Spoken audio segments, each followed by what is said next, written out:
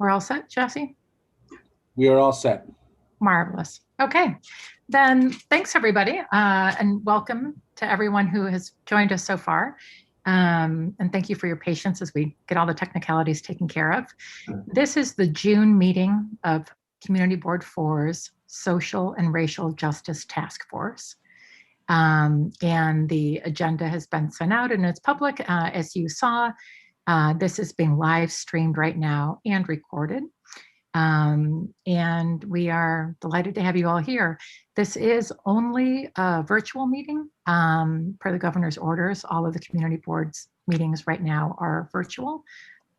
And we don't know when that will change, but we'll let you all know on our website. But again, this meeting tonight is open and we're delighted to have you here. And Viren, who is my co-chair. Oh, by the way, my name is Katie Stokes. Viren is my co-chair and I'll turn it over to him because he's very good with getting the agenda and getting us all organized. So Viren, over to you. Thank you, Katie. One second, I'm just going to try and see if I can pull up the agenda first, and I'm going to share it with everyone for a minute. The first item on the agenda is the presentation by, well, Captain Robert Gault was not able to join us today from NYPD 10th Precinct to discuss the police and community relations issues and accountability and public safety and security concerns that we've been sort of discussing over the last few months in our district. So in his place, we have Detective Salvatore joining us. Am I correct, Jesse? You're actually joined by Detective Sayeda from the Community Affairs Division, and then the XO, the Executive Officer for the 10th Precinct.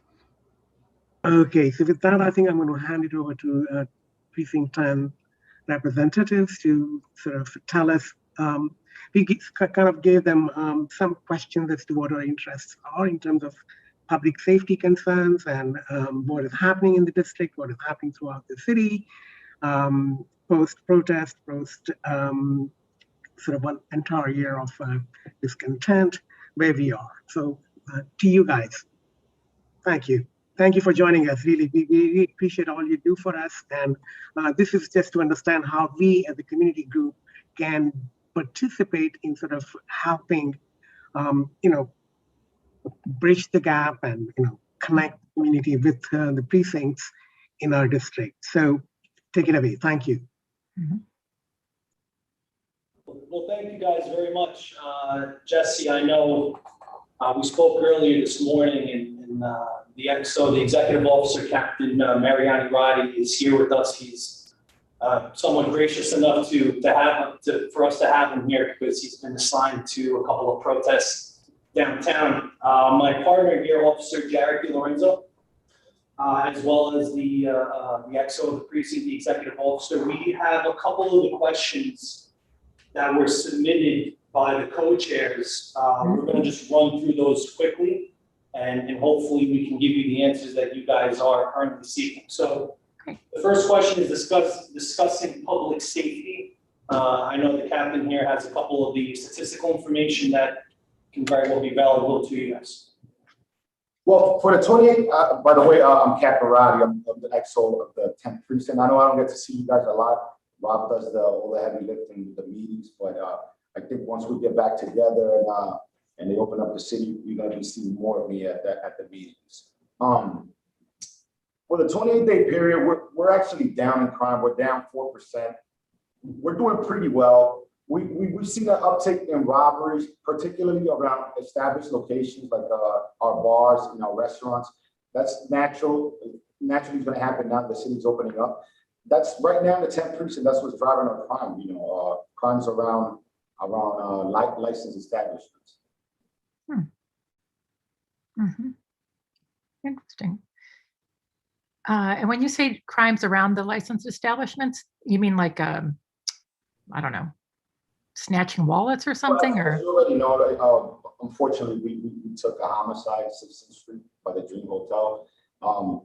And we've taken a couple of robberies, in the same area. So that we've dedicated a car there. during the midnight hours when this is occurring, that's one of the main issues right there during the midnight. Okay. Some of the nightlife venues, some of our nightlife venues that have recently opened, we are seeing a large amount of gathering at these locations naturally because people have been essentially cooped up in their homes and have done very, very little in the past year and a half, obviously, due to the pandemic. So anytime you have a nightlife venue that is putting on some sort of celebration in the sense that they're going to have live music, live entertainment, or obviously people consuming alcohol and beverages, that does some at times drive specific crime patterns. And right now we have a bit of that. It's not that it's extremely high, it's just that this is the very first that we're seeing it. And of course, our CO as well as the XO have already implemented different crime reduction strategies that are already taking place, and we're already seeing benefit to that. In regards to surveillance and security in public space, there's a secondary portion of this question: surveillance and security in public space, including our streets.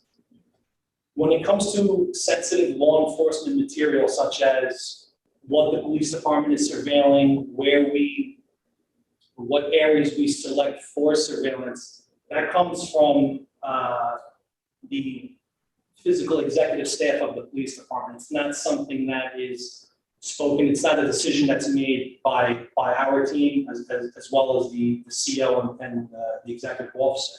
That comes from different agencies. So when it comes to surveillance, security, what kind of systems are in place when it comes to license plate readers or just general surveillance for cameras, that has to be referred. Unfortunately, we have to defer that question to Deputy Commissioner of Public Information. There's also our legal bureau that can kind of give you a better sense as to why these areas are selected, what's the interest in those areas, and strategy behind it. The second question: to brief the community on Precinct's ongoing efforts in addressing the increase in hate crime and violence. So hate crimes in the precinct in itself, we are not seeing an increase in hate crimes. We have had 2 incidents of hate crimes. However, overall, there isn't an uptick or an increase that is extremely bad. Of course, any sort of increase in violence, whether it's a hate crime or not, is something we don't want to see, but it's not something that we are seeing here in the confines of the town.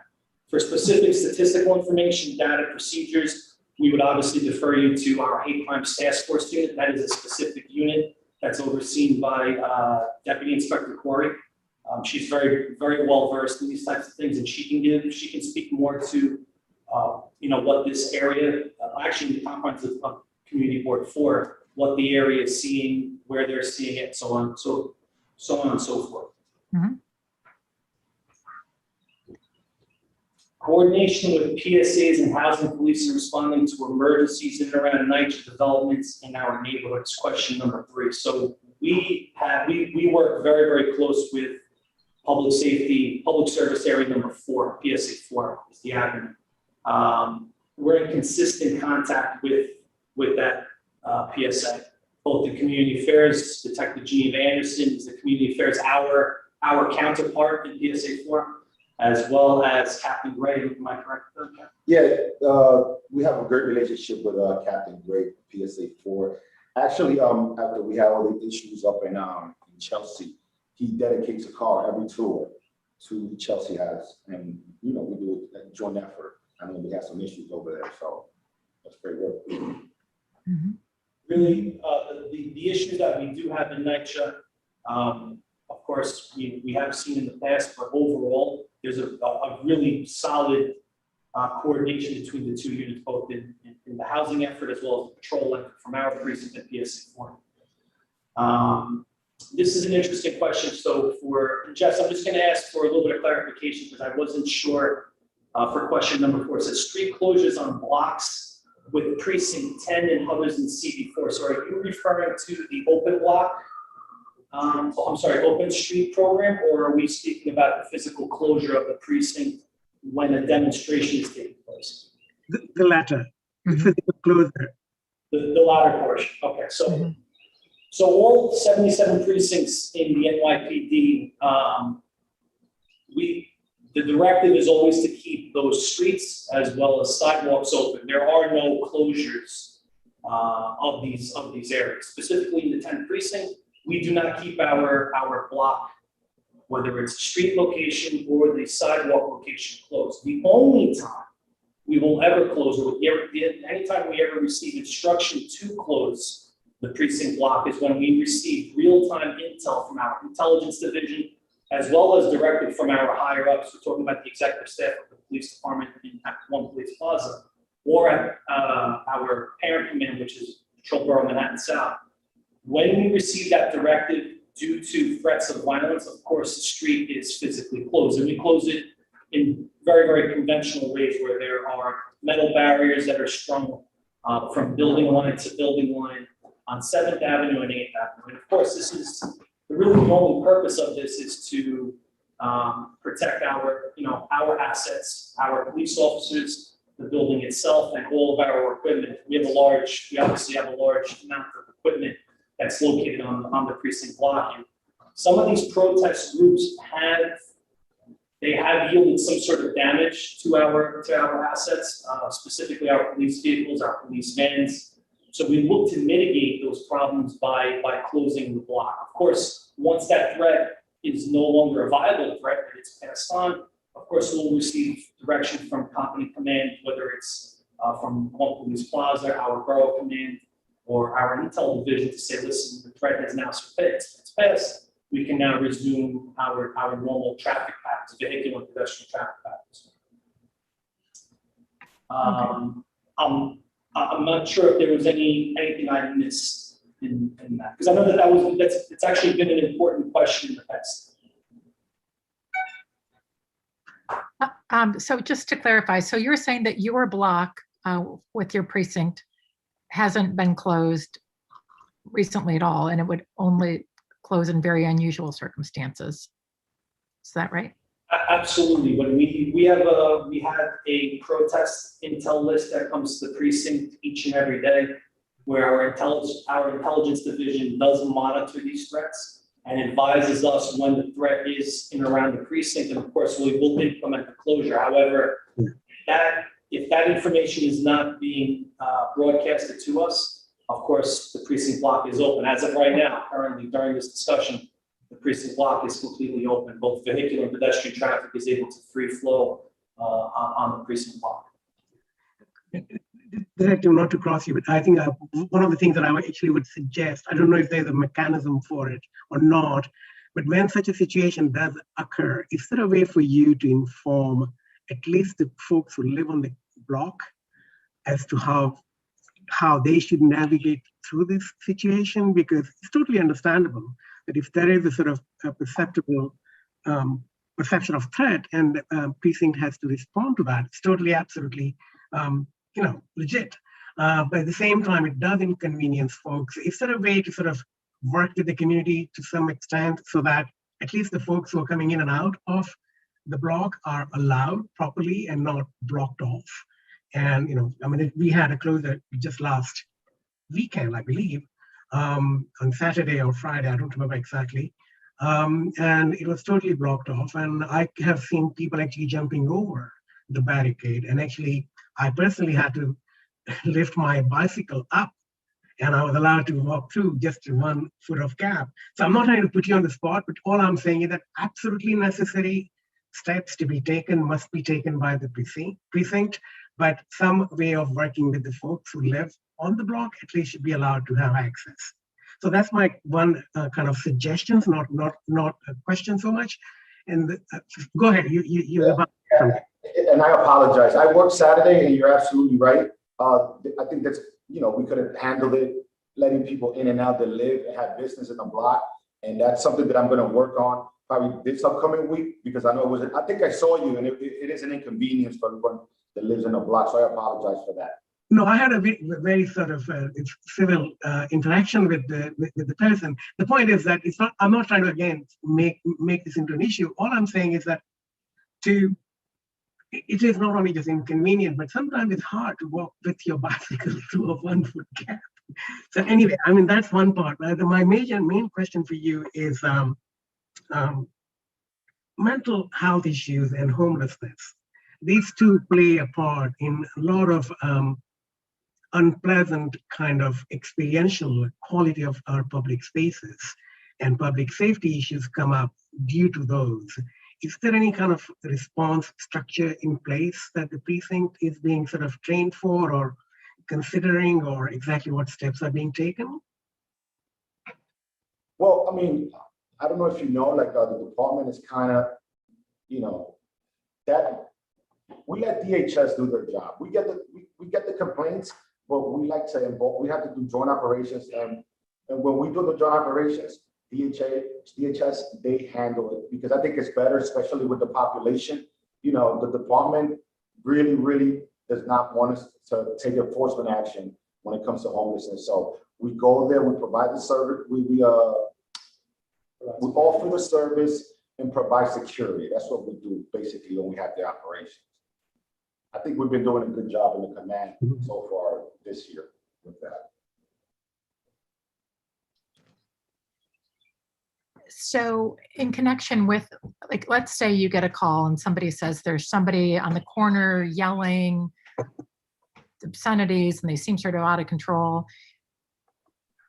What would be the response?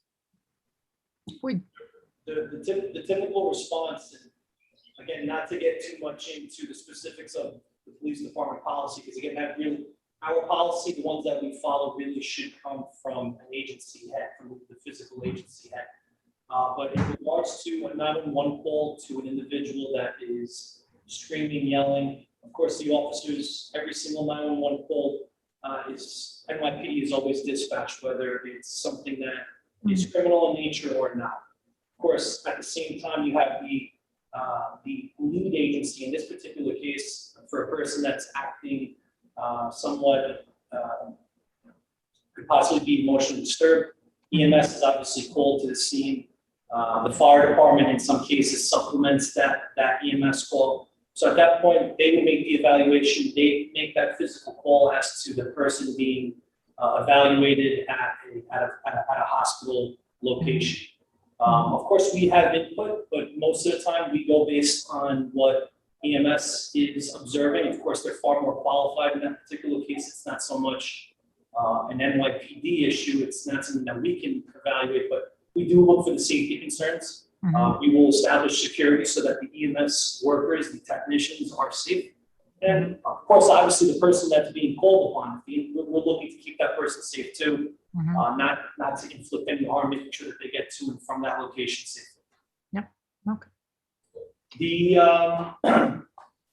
The last question, so number 5, Jess, and again, just so I can understand, the task force, how can the task force help precinct NCOs in their efforts addressing quality of life issues into the community? Is this something specific to the NCOs, or is this anything where, take for instance, you're observing a quality of life concern, what should be the course of action by a resident or a business owner or a business worker, an employee within the confines? I think our question is really about sort of how can we as a community board look? I mean, we know, especially after the huge protests last year, that there were a lot of concerns by the residents about accountability and police actions and things. And I think, and I know that you all have been spending a lot of time trying to figure out how to improve sort of community relations, and we want to support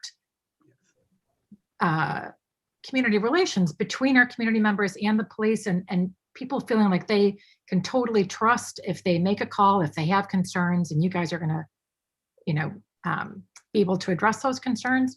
And we're just wondering what role we can play in making sure that everybody feels like we're all on a team, we're all working towards the same goals, and that there's trust there. So I think it was sort of a more general question about that. And so I guess specifically, like, what sorts of tasks or what sorts of steps have you in your precinct, like, have you been reaching out to various groups of people, or I don't know, do you have some, are you hoping when things open up, you'll start some athletic league with the local schools, or I don't know, are you doing something in the parks? Is there anything we can do to sort of help with trust and community building for you guys?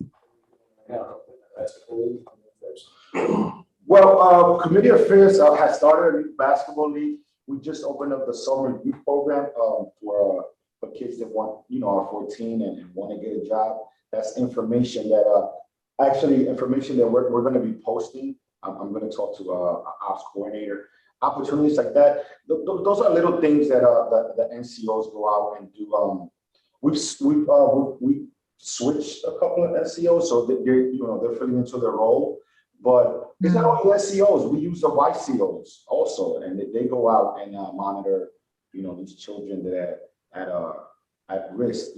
Making sure they were going to school either virtually or in person. So there's little things that we do, but if the community is going to help us, the best thing you could do is, if you have a complaint, call 311 and call 911. Sometimes there's complaints that it's not for us, So we just want you to, report it so that it can be sorted out. If you don't report it, we can't solve the problem. We do see a lot of that where we come to meetings or we get to a meeting and people say they've seen these things or they've heard these things. Yeah. And it's only a select few that actually make the calls that go in. Maybe that's where there's a little bit of a disconnect. You might have 15 people that saw or felt a certain way about something and they just reported to you, or they reported to other neighbors, who then you call the meeting with us to talk about it. Where if you want to empower them to say, pick up the phone, put your name to it, tell us what you see. Go to the NCO meetings, meet your cops. I mean, they have them once a quarter. Yeah. And the whole goal of that program is that you could meet the officers that patrol your area. And you can know them by name, and you can have their emails to where you can have this dialogue going. I know it's not always convenient to get to these things. People have their lives and their jobs and their kids and things to take care of. But you don't have to attend every one, but if you can get to one. If you can't get to one, you want to call Sal or myself in the office to reach out to us, to reach out to them. Their emails are also posted right on the 10th Precinct website. Like if you were just Google 10th Precinct NYPD, all your NCOs pertinent information is listed there. Mm-hmm. So if you have a concern, they don't have to wait a week to talk to you guys, to then maybe call us. If they have something, they can let us know pretty much right then and there. And my partner said it many times, one of the best things the NYPD has is a large number of officers. So, use it, call it in, and a car does respond. You don't make calls, just so people understand, you can't call in the 301 or 911 and we just don't go. I mean, that's not something that happens. There's accountability throughout. When did we get there? When did we get the job? And what we did when we got there. Obviously, everyone knows we have body cameras and things like that now too. So accountability, in all of our careers is as high as it's ever been. And transparency in terms of meetings like this, is as high as it's ever been. And just keeping the communication open. And the better you and the constituents know what we can and can't do, for policy and law-wise, I think the better it'll work for everyone. Yeah, no, I think you touched upon something very important. Communication has been something that we sort of try to sort of grapple with. How do we communicate to you? Because not every call needs to go to 311 or 911. And this is where the quality of life becomes a little bit of a gray zone. So it's not necessarily a noise complaint. It's not necessarily sort of loud party or whatever. Those calls have to go to 311 and it never gets solved in the next couple of hours. We understand that. But how do we communicate if these are sort of persistent situations? How do we communicate those issues directly to NCO? Because, I have tried calling in the past. I've been told by people on the block as well that how do we communicate with the NCO and then no one calls back? So the intent for this meeting for us is to improve those communication channels so that there is a kind of mechanism in place and community understands that this is what they can do. That's number one. Number two, quality of life is a much broader kind of an issue. And I know I have very many hands raised, and I'm not going to hog all the time away. But this one last quick question I want to ask you. The quality of life sometimes is not about something bad that actually happens, but the sort of impression of something bad that is beginning to sort of feel uncomfortable. And that it's before the crime is even come. Sometimes there's no crime at all. and you begin to feel that. So if you're walking around on 8th Avenue between 28th Street and 23rd Street, you will sometimes see with all the scaffolding that's sitting around and folks loitering and sort of, throwing trash. That is also a quality of life issue. So enforcement begins to become somewhat important. And this last but not the least, and I'm just going to put it on the table and then let other people ask questions, and that is pedestrians and restaurants and the sidewalk cafes and the bicycles and the e-bikes and the scooters. An actor got killed near Lincoln Center just yesterday, being hit by a scooter. That's also a quality of life issue. So where do we draw a line, and what does NYPD, or not necessarily your precinct, but collectively, what can be done, and how can community board participate in that conversation? So whether we have to write to our electeds or reach out to folks that need to sort of put regulation in place, what do we do and how do we sort of partner with you? That's my fundamental question, actually. I mean, questions that, when you have a concern in regards to, your question is a bit complicated. It's not going to be a one tool to kind of fix all that you've asked for. So the first portion of it, when it comes to enforcement, if you are seeing an area that is seeing an increase in, let's say, traffic concerns, okay, whether it's from a bicyclist or from a vehicle, that's something you could obviously convey to us. You can easily call myself, Jared. We would be able to convey that message to our enforcement teams at, let's say, this particular intersection, as an example, 42nd Street and 9th Avenue sees a lot of heavy traffic during the rush hour of between 5 and 6 p.m. And you're seeing a lot of individuals running red lights. Of course, then we can make that suggestion to our enforcement teams that area needs to be looked at. That's something that you can easily contact us for. We'd be happy to help address that. When it comes to the outdoor eateries, the restaurants, concerns surrounding their operation, how they're operating, whether they're operating in compliance, not in compliance, they have too many seating, they utilize too much space, they're on a fire hydrant. Of course, those complaints go to the Department of Transportation, because the Department of Transportation is the lead agency that essentially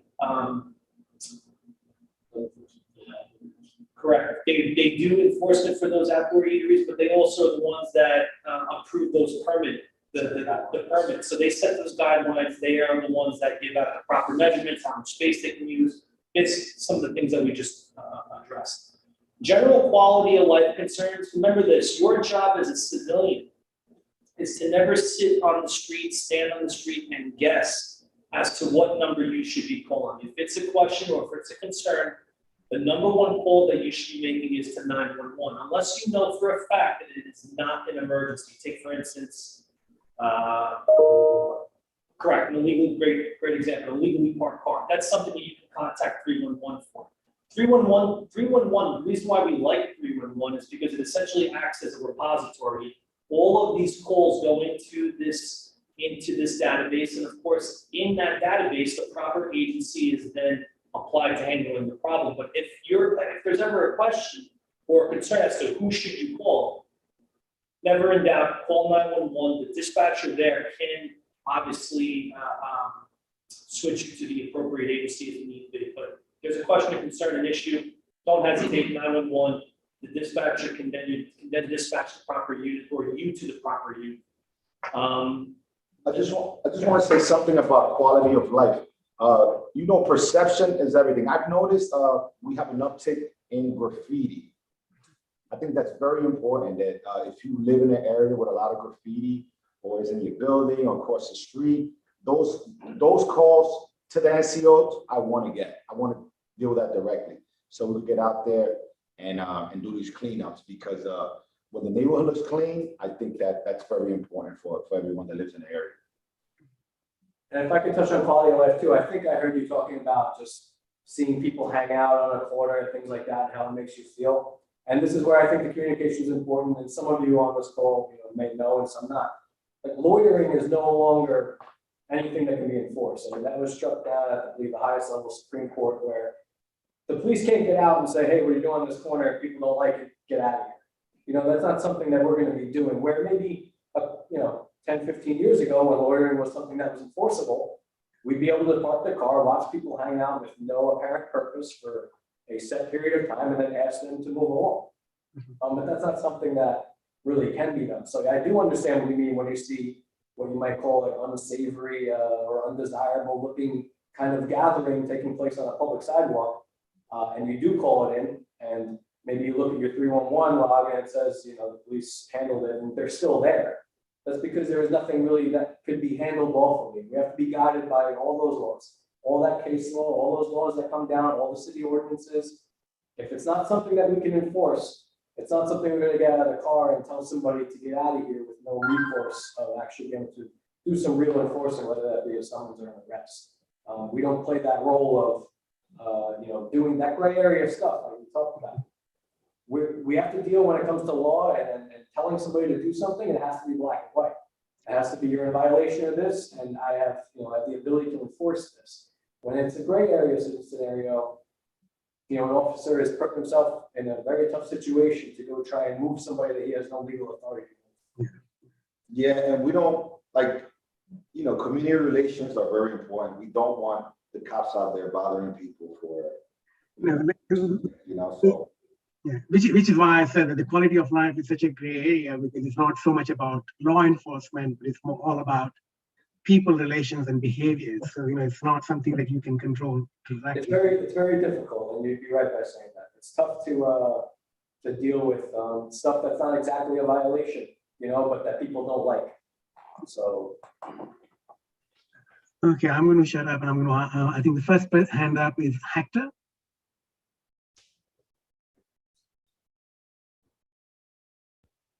Hi, how are you doing, officers? Thanks for coming tonight. Appreciate all the good information. I think these meetings that you have when it comes to the build-a-bop meetings and the PSA4 meetings, the safety briefings that you guys have are of real importance. And I know you guys do your utmost best to try to get the information out when they have them, because that's where they have, where the public has an opportunity to ask you these questions about, what number should they call, or what kind of quality of life issues is a 911 call or 311, that kind of information. I think it's utmost importance for the public to understand that you guys are kind of limited in certain capacities, like you just mentioned before about, loitering. Whereas in the past, the expectation was, you call the cops if somebody was hanging on the corner, smoking, you guys could, run them off and stuff. But unfortunately, it's changed quite a bit. And I think the public in general needs to understand that the old rules no longer apply, and that you guys are operating under different orders now, unfortunately. So, good and bad. As far as complaints like vehicles, electric bikes going on the sidewalks, that kind of thing, would you recommend that go to 311, or you guys? I know you said to call you guys directly, but is that the most feasible way to go? I think 311 for that style complaint is very much fine. If it's in conjunction with the person acting dangerously, obviously, right. God forbid the individual is wielding some sort of machete, that would obviously be, a 911 call. But simple, an individual riding a bicycle or e-style scooter on a sidewalk and you're concerned, of course, 311 officers will get dispatched. They'll look at it. It's something that's enforceable, meaning a summons can be given. The officer's discretion, of course, is always that. He or she makes that decision ultimately. If it's, obviously this is, I think the captain hit the topic right on the head. It's about perception. Right now we're dealing with a very delicate time where, you as a resident, you contact 911 or 311 for an individual that's riding on the sidewalk. The officers get there. They go to interact with this individual, and now it's us. It's the NYPD issuing summons to, let's say, a 15-year-old, 16-year-old, 18-year-old, 20-year-old. The perception isn't really there. So we always try to offer the best explanation as to maybe better safe riding habits. utilizing the street, of course, the bike lane, whenever applicable. The sidewalk really isn't the safest spot to ride in some of these devices. So it's about perception. We're doing our best in allowing the public to know that we're here for them. Of course, we're here for you, and we want to best suit you. But at the same time, you know, the consistent enforcement action isn't something that's well perceived. Yeah, and I do understand that there's I'm sorry. Yeah, that's my boy. That's my boy over here. I do understand that you guys have to tread lightly on some of these situations because, I mean, the reason I brought up the e-scooter is because there was a situation of a ticketing spree because the community, I think, out in Queens, if I remember correctly, requested, you know, they were complaining about a similar situation, and the cops went out and did their job. They gave tickets out, but unfortunately, it went to a lot of delivery guys, and there was like a lot of it kind of backfired a little bit. And then, you know, NYPD was asked to not do it anymore. Right. So it was, you know, I understand that things can go wrong if you guys don't handle it a certain way. So. But remember, 311 is not only for enforcement. If you make a complaint in an area, often, you know, we'll go to that area, and, you know, we also hand out, you know, like flyers for bikers about bicycle safety. So it's not only important for enforcement, it's important for education. So I encourage you to call 311. Even if that person's gone, you know, you create a pattern in that area, we're gonna go and address it. Yeah, and the reason I brought up 311 specifically is because it's a lot easier as a resident or anybody to track, because you got to tick a number, a reference number for it. Usually, especially if you download the app on your phone or your computer, you can report 311 tickets that way. And it goes to where it's supposed to go. And I believe 911 does the same thing, obviously, but in a different capacity. So these calls are monitored and recorded somewhere. So there is a tracking system in place. You bring up a great point in Queens. I actually didn't hear about it specifically, but with the restaurants getting, you know, summons, you know, at the end of this pandemic too, I mean, it's not a great, you know, PR look for the department to go on this big bicycle enforcement. Although people want to see bicycle enforcement. No one wants to get hit by an e-bike going 20 miles an hour on the sidewalk, including us. You know, there's been times where a bike whizzes right by us and, you know, he's there and gone. And, you know, you realize that you could be struck by that. But yeah, the balancing act of doing this kind of enforcement, educational with visiting the restaurants. I mean, we have a traffic division that does that. We hand out flyers. Hey, you're opening back up and things are getting a little bit more busy, more people on the street. Remember, you know, stay in the bike lane when you can, do this, do that. So it's a balancing act of getting enforcement done, getting people to follow the rules, and not having an over enforcement situation where the whole other set of the community is upset with you because of, you know, over enforcement for minor violations. Yeah, and just one more thing. I mean, just a comment. I do understand. We as a community have to understand that it was sort of a free-for-all in the past year. Yeah. Things got a little out of control, and now everybody, you know, the NYPD and everybody in the city government, you know, communities are trying to get together and trying to get control of our streets again. And it's going to be a long process. It's not going to happen overnight. So we all have to work together to meet that common goal to make our streets safe again for everyone. So we do understand that. And that's why we're here to partner with you guys and make your job easier, because it helps everybody in the long run if we work together. Right. And just to review what I said before, I think that's why going to the meetings, if you can, encourage people to go. I think it does make our jobs a bit easier because there's more clear understanding of what, you know, the direction of the department, the direction of the others of the agencies, and who's going to be the lead on this, and who's going to be the lead on that. The more people understand about our procedures there and what we're going to handle and what we can, how we can handle it, I think the better it is. And the perception, back to that term again, of what the department's actually doing, what they're able to do, what they're not. So coming to the meetings, being active like you all are is very helpful. Jesse, were there anything else that we could maybe shed some light on, some clarification as to anything else before we leave? Yeah, we've got a few more people, some of our board members with questions. Is that okay? Sure, we'll take a few more. That's no problem. Yeah, Jesse had to jump off, unfortunately. So he's actually left. But I think the next, yes, Kitty, next person is James Wallace. Yep. Yes. Gentlemen, thank you so much for joining us, Captain. I appreciate all the feedback, and just the other gentleman in the back, sometimes it's kind of hard to hear you, so if you could just speak up. I know you probably have the microphone toward the front of the room. My name is James Wallace. I'm a former officer in the military.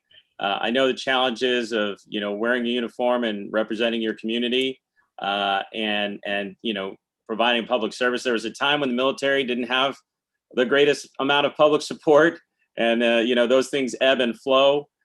So as a person of color, it's very disconcerting to see and go through what we've gone through over the last year.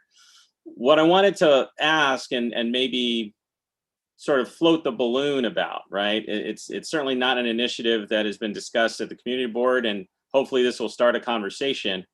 You mentioned meetings with NCOs, which I think is great. I think it's a great step, and a great step toward transparency and building trust between the police and the community. The challenge that I see is that, the NYPD is a very large organization. Your precinct alone has, some hundreds or thousands. I don't know. Actually, how many people are in your precinct staff? It's about 145 all officers. Okay. And just for my edification, could you give me a ballpark on what percentage are NCOs? Because I know in the military, it's very different in terms of calculating that number. So NCOs are broken up by the, first of all, can you hear me correct, well? Okay. So the precinct is broken up into sectors or basically boundaries. The lower southern end is Sector Adam, the middle section is Sector Boy, and of course the most northern end is Sector Charlie. 2 NCOs are assigned to each sector, so that is a total of 6 for the entire committee. So what I wanted to sort of propose, and again, I want to laud the fact that you have NCOs available to interact with the public. What I wanted to propose was just floating the idea and maybe starting a conversation with having rank and file police officers, the people who are out on patrol every day, engage in some more community engagement, not just with the youth with basketball, which again, I think is great. I'm not criticizing that. But one of the challenges, because of course you grow from the inside.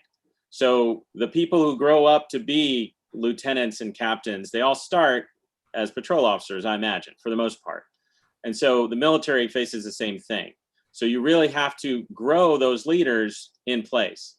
And it would be interesting to maybe start that engagement at a lower rank so that, you have a less of a chance of the news stories that you hear about rank and file officers maybe not, engaging with the community in the way they should. If it's just an us versus them, if it's just, the officers going to patrol, staying in their cars, staying in sort of this edifice that is the station, it really doesn't promote that trust. So wondering if you can maybe comment on that, and we can just start that conversation here, and maybe it'll turn into an ice cream social, something informal, something where we can not only humanize the officers, but also humanize the community. So it's not just an us versus them, and they're reminded that, they're actually just people who live here. And a lot of those people might, make mistakes or get drunk or have a bad day. And it might be perceived as a danger. But if you met that person at an ice cream social, maybe it'll reduce the likelihood of escalation. I just wanted to present that as an idea. And if you could please comment. Thank you. I could just ask, do you feel like that's the sentiment here in Community Board 4, that it's an us versus them type of thing with the community? Well, I'll tell you, when I lived on West 4th, and just to answer your question in brief, broadly, no. And broadly, I personally don't have that feeling. When I first moved to Community Board 4, I remember, I had a small gathering. It probably had about 6 people in my apartment. And apparently one of the neighbors wasn't too happy with the fact that we were making some noise. And the police were called. So in my 12 years of living at West 44th Street, the police were called to my apartment once. Okay, it was not a big troublemaker. With all those parties, you only got one call on you? Yeah, so, we were pretty tame. I'm not a crazy partier. But, when the officer came, is very, very stern, very, borderline aggressive. And I apologized. I said, we'll keep it down. And I extended my hand, and he looked at me like I called his mother a name, and he just walked off. And I explained that I was a member of the community board. I was clearly not armed. I was not, I was not wearing baggy clothes or anything. And while I understand he was responding on a call, and a domestic call can present a certain amount of danger, it just highlighted to me that that individual, in responding to the call, had a certain amount of anticipation that you would expect. I'm assuming that I don't think he did anything wrong. Let me be clear. I'm just saying that when you're in the military, they say when your PRF is up, when your hairs on the back of your neck are standing up, like, you're hyper vigilant, and that can lead to quick escalation where there's no escalation necessary. But if the more engagement that a lower ranking officer, a patrolman or patrol person has, I'm hoping that the less likely of escalation that would occur. Does that make sense? Well, I think it might be a little confused on, the lower patrolmen are police officers, and that's what NCOs are. And so you're saying NCOs should be at a lower level. They are the base level. When you graduate the police academy, you're a police officer, and you become an NCO based off of an interview process within the command. You're not a ranking person as an NCO. Sure, but out of 145 police officers, you've got 6. So I'm saying that there's still, 100, I'm imagining, lower ranking officers who maybe don't have those responsibilities to engage with the community. So I'm just proposing that maybe that be created, unless maybe I don't know. Maybe they did. Because part of the NCO program is also that we have steady sectors. So what we do is that the people that police the sector, we don't try. They have the same sector every day. So it's a two-step thing. It's NCOs, they go back and they follow up, and then the steady sector is always going to be the same 2 officers. That's the way it works. But I agree with you. I think that, if more people like you went to the meetings and voiced it the way you're voicing it, yeah, we should do this, we should have ice cream. Very, very good. That's perfect. I just want to add also, you guys know about the ABLE program. That problem that you had back when you lived in West, where was it you lived? West 34. We know that happens, and the department has programs in place that for that type of thing. All right, so what you're saying, it's we're working on it.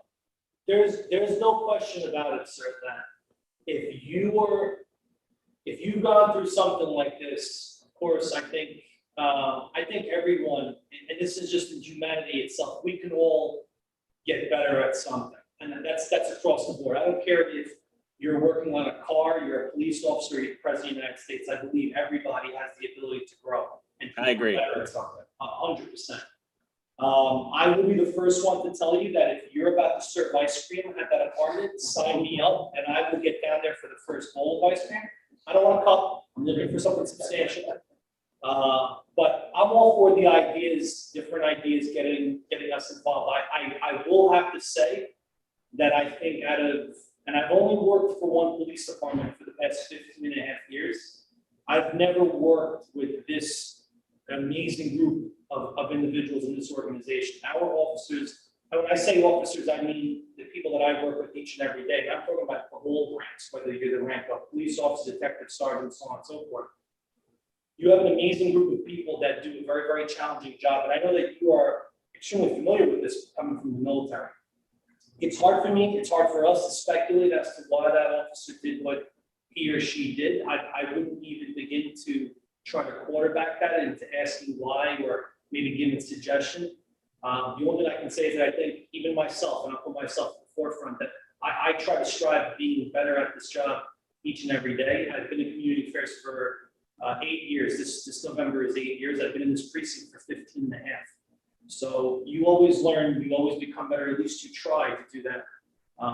But if you have any other suggestions, if you have an idea that you think can bring the precinct closer to any one of the residents, any one of our businesses, please shoot me an email, give me a phone call. I'll be the first person, myself and Jared will be the first two people to try to get that ball rolling, because it is important, because we always want to grow closer to you guys. And I got to be honest with you, and this might be a very cocky thing to say, but we have an amazing relationship with the residents of this precinct. Very few issues with our officers and our residents. We really do work hand in hand. Our NCOs are fantastic. The NCO sergeant is fantastic. Our special operations divisions, public safety, the lieutenant, all of the teams are very dedicated in making sure that our residents feel safe, feel good about what we do and how we do it. So we strive for that. Of course, can we always do better? Yeah, I mean, I myself want to be better at what I do each and every day. I do want to just move on to the next question. I'm hoping that the next question Is the last question. It's Yeah. last. Okay, perfect. Not to restrict you guys, it's just that. Yeah, No, we know that you guys, yeah, we've got a And lot going on. just to wrap up, I just want to say thank you for being open to the idea. And I don't know if it'll be ice cream, but yeah, let's see if we can work on something You together. can get We're going to pizza. convert all police. Pizza, I'll come down. I'm very good with that as well. We're going to convert all police vans into ice cream trucks. There you go. No, I think one quick point. I think, I used to sort of always boast about how I live on the safest block in the city for being on the 28th Street. I'm still proud of it. So you guys are doing an amazing job. This is the forum. This is the place where we can sort of come up with ideas to improve the relations, because over the last 1 year, a lot has happened. Thank you, sir. Thank you. And then our last board member who has a question is Maria Ortiz. Over to you, Maria. Thank you. And I was going to interrupt and say, wait, I just have some questions I need to ask before you guys leave. 3 quick questions. They're easy. They don't require a long answer. I was looking on the website and I see that you cover from like 14th Street to, it looks like 43rd. But I'm curious, I'm having trouble understanding it looks like from 9th Avenue to 7th Avenue. What street is that where you start to cover? 29th Street is where it splits. So 7th Avenue. I'm sorry, you said 39? 29. Oh, it's 29. 29. So from 14th to 29th, we have 7th Avenue, the west side of it, to the Hudson River. And then we split at 29th. So then at 29th to 43rd, we take the west side of 9th Avenue to the river. Yes, thank you. And the highest number of complaints, did you say earlier it was robbery? Is that what you have in your precinct area? Over the 28-day period, the highest is percentage-wise robberies. Yeah. It is robberies. And can you just remind me, I forgot the difference between like a robbery and a burglary. Well, a robbery is when someone takes property from you with force. Okay. A burglary is when somebody breaks into your home and takes something. Or they don't even have to take anything. If they break into your home as a burglary. Yeah, a burglary, just like the captain has said, is the intent with trespassing with the intent to commit a crime at a property location. Whereas a robbery is the forceful taking or attempt or the threat of taking property from a person. Will robbery include like somebody going into like if I have a person taking out something, even though they're not using force, is that considered robbery also? That's actually grand larceny. It's all based on the laws, the New York State laws. Oh, yeah, I know the penal code. Right. Thank you. I'm just going to go on to my next question. You answered it thoroughly. Thank you. The 5th question that I saw you were answering earlier was about what we can do as the community board. And so I was kind of curious well, one thing is that Jesse on CB4 is a great resource. And if you need to blast out something and you need if you need to reach a wider network, Jesse's great. We have like 3,000 people on our listserv. And my question was, when you guys have events in the community, do you ever collaborate with, for example, the Hudson Guild? We do. Yeah, they actually have the family day coming up very soon. I don't know if you're familiar. Hudson Guild on the block over there. There's a family day, like a block party. And What day is that? The 26th of June. June 26th. So PSA4 will send some officers over there. Our officers will stop by to interact with the community and things like that. I believe the Army officer might be bringing an ice cream truck. There'll be free ice cream on there. Okay, what time? Okay, thank you, guys. Thank you. Great. Yeah, this was lovely and very informative. And I know that we have your contact information from Jesse that we can make available. Yeah, and we really appreciate you guys taking the time. Oh, I see Tina, one of our board members, has just put up her hand. Tina, is it really quick? Yeah, it's really quick, and I'm sorry. I was doing some canvassing for campaigns. I couldn't hear everything. I thought my hand was up, and I apologize. I'll be quick. So at one point, the mayor talked a lot about community patrols, foot patrols, which I think are fantastic and do a lot to, anyway, for a variety of reasons. I'll try to be quick. What is the current state of patrols?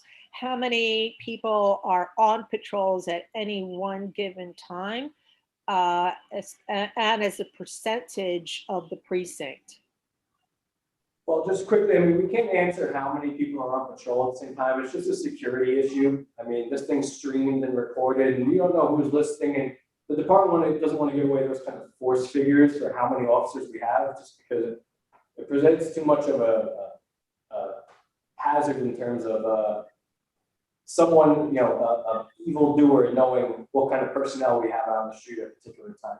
I mean, if the police commissioner wants to disclose for this parade, we have this many people working, or for the 4th of July, we have this event and we have this many Yeah, people. yeah. No, I'm just asking, you know, in light of the fact that I think it's been proven that foot patrols are best for the community, including the police, although they're harder because you're out in the sun, you're out in the cold, blah, blah, blah, blah. So what, do you have any numbers to give us in terms of following through on the mayor's commitment, or has that changed? It seems to me it's been pulled back a few years ago, even before COVID. Yeah, I mean, that would come from above, like you said, if the mayor's talking about it, or the downtown headquarters is talking about putting officers on foot. We would get that directive here. That wouldn't be up to Captain Roddy or Captain Gault to just say, hey, we're going to take guys out of cars today and we're going to put them on foot. It's a personnel issue. There has to be a certain number of people, obviously, in cars to be able to get to places much quicker than foot. When you're on foot, we agree. Sal and myself, we love foot posts when we have them. I think it's great to interact with people. People like seeing it, and we like doing it. But you are limited to your response. If there isn't a call within a 2 or 3 block radius, those are valuable seconds to get to a possible very serious job, which is why I think vehicle patrol is always the top priority, because it's obviously faster. But foot patrol for a lot of people, I think, is preferred. It's just, I think it's a personnel issue. You have to have enough people to be able to man the cars, and then with extras, put people out on foot. All right, so that's something we can work on, because hopefully by doing the foot patrols, you'll have less emergencies to be used, you know, with cars. As a group, I hope we can discuss that, because I think that is a hugely successful program when it's in effect. Yeah, we like the foot patrols as well. Okay, thank you. All right, thank you, Tina. All right. All right, so thank you very much for taking the time and to answer our questions and everything else. And we will definitely stay in touch.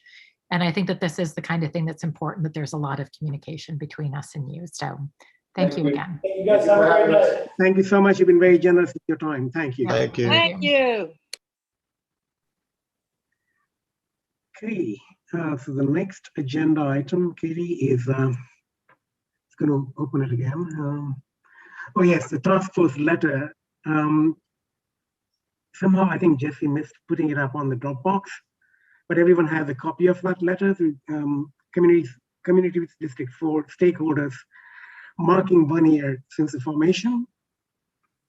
Should I put it up on the screen if that helps? Yeah, that would be great. Yeah, let me see. I think Jesse missed putting it on. And it's just a quick reminder for those of you listening while Viren is looking for it. So we had talked at our last meeting about wanting to sort of acknowledge and discuss sort of where our community is at 1 year after George Floyd's death and all of the protests that happened with, along with the others who were, or an acknowledgement of the others who were killed. And so we know that some other community boards had actually written letters to their residents, which we thought was a really interesting approach. And so this letter that is now in front of us on the screen is what we are proposing as a letter to our residents, that is basically sort of acknowledging, that our working group was formed, that what we wanted to address, that we know that not everything at all has been fully addressed in the last year. And as you can see, this last paragraph where it says that we reaffirm that, our commitment. Whoops, he just went right by the line for me. Sorry, come again. There we are. We reaffirm that commitment and continue to engage the community in an ongoing dialogue about racism and discrimination. And we write that it is our collective responsibility to take a proactive role in examining what we can do better for achieving demonstrable progress towards social and racial equity and equality in our district and beyond. So we're reiterating our commitment and standing in solidarity against systemic bias, social and racial disparities, inequities in access to equitable housing, health, and human services, discrimination based on race, class, creed, and color of people's skin, and racialized policies and practices of a city that otherwise prides itself as a melting pot. Moving forward, we hope to continue the conversation and be that effective change that we all want to see. And then you can see sort of how we finish off here.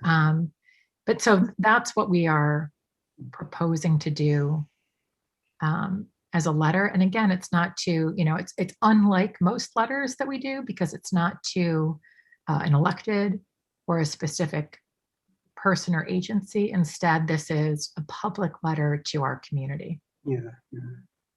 So we just wanted to know if there are any questions or your thoughts on this, any changes you want to propose before we vote whether or not to recommend this to the full board. I mean, the intent was to actually kind of give a little recap and not exactly claim credit for what has happened, but acknowledge the fact that a lot of these things have transpired thanks to the activism and efforts of people like us.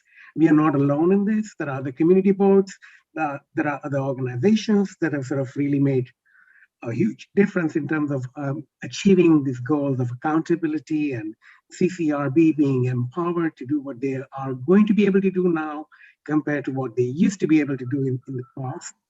So, and I'm sure that the list is incomplete. So there's a lot that's been accomplished, but a lot hasn't been yet. And then one of the issues that we raised today is about public safety. And it's not only in this CB4 district alone, it's across. And the mayoral conversations are also about potentially licensing the e-bikes and sort of increasing the understanding of public safety and making it much broader than what would be accomplished only through enforcement. So kind of gives us a segue towards where we go from here, so to speak, because we were formed as a kind of response to what was happening last year, but now we kind of have hopefully matured a bit, and we want to define the scope and our role in facilitating this conversation further. So this letter is a kind of a twofold, personally from my point of view, it's a twofold thing. It's taking stock of what we have done or not done and what we can do moving forward. So with that, I think we can open up with, I think we have some hands raised. Viren, can you just move can I see the paragraph? Sorry, okay. Can you see it now? No, paragraph up. I'm trying to see the paragraph before we affirm. Okay. Thanks. Good. Oh, that's one paragraph. Got it. Okay. Let me zoom out a bit. Okay, I'm going to try and see if I can. Let us page it. Is this the one you're looking for, Maria, or one below? Yes. Yeah, I'm trying to read. Our initial response was to come together as a community. That's where I was. Okay.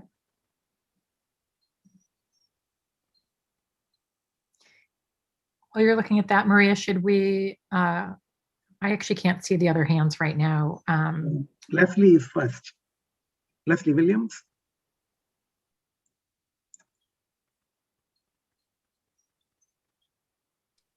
Leslie, can you hear Unmute me? Leslie. Yeah.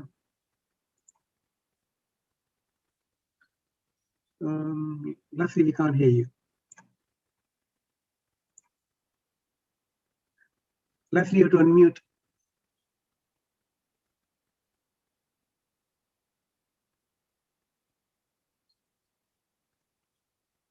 Is it not working? Leslie, we can't hear you. Sorry. Do you want to put it in the Q&A?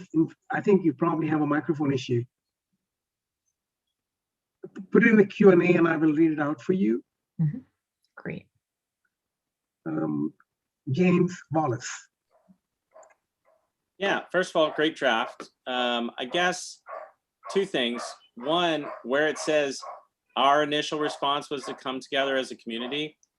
If this is a letter from the Social and Racial Justice Task Force, I think it's a little misleading to suggest that the task force went out and protested. I know that's not what you're trying to say there, but if we could just clear that language up, rather than our initial response, just to say the community came together or something like that.